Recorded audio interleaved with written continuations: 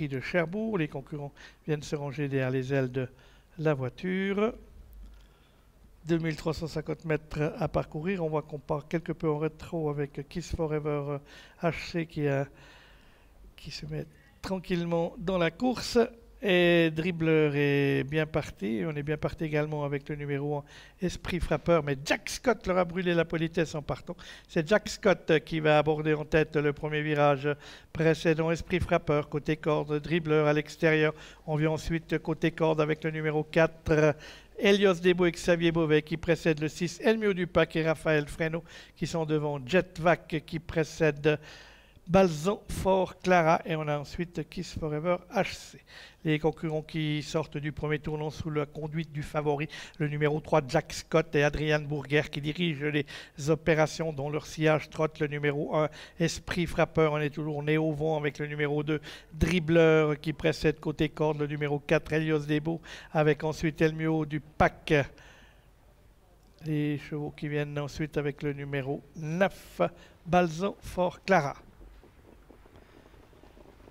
Et on a disqualifié Jetvac. Jetvac a été disqualifié. On a vu que Jean-Claude Garde a regardé la voiture.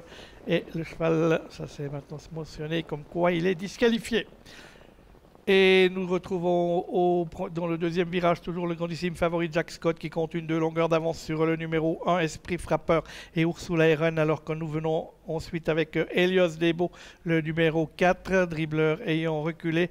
Ensuite c'est Elmio du Pac qui vient devant Dribbler, et nous avons ensuite Balzan Fort Clara et Kiss Forever HC. Course assez décousue, les concurrents sont en file indienne dans la ligne opposée, toujours sous le commandement du favori, le numéro 3 Jack Scott et Adrian Bourguer qui dirigent toujours les opérations Esprit Frappeur et Ursula Eren dans leur sillage, avec Elios Debo, le numéro 4, détaché du numéro 6 Elmio du Pac, avec ensuite Dribbler et Balzan Fort Clara.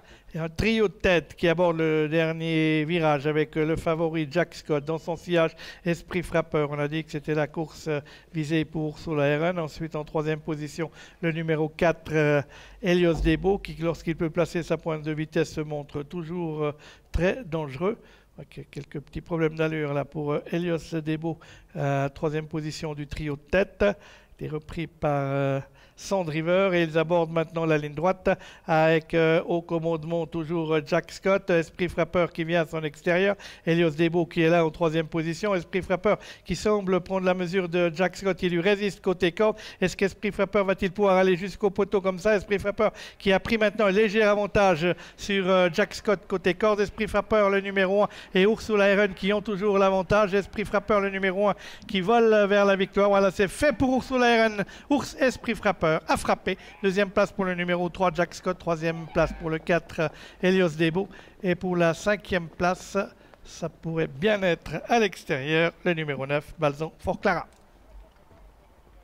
Victoire donc d'Esprit Frappeur d'Ursula Eren. Le cheval était déféré des 4. Elle nous avait dit que c'était sa course visée. Et bien, elle a bien visé la course, puisqu'elle vient battre le favori Jack Scott avec cet Esprit Frappeur. Et puis le numéro 4, Elios Debo, doit se contenter de la troisième place, ne pouvant pas être véritablement lancé dans la phase finale. Et ensuite, c'est Elmio du Pac ou Balzan Fort Clara pour la troisième place. Et la cinquième, ce sera pour Dribbler, le numéro 2. C'est donc bien Elmio du Pac qui est à la quatrième place. 1, 3, 4, 6, 2, l'ordre d'arrivée de cette épreuve.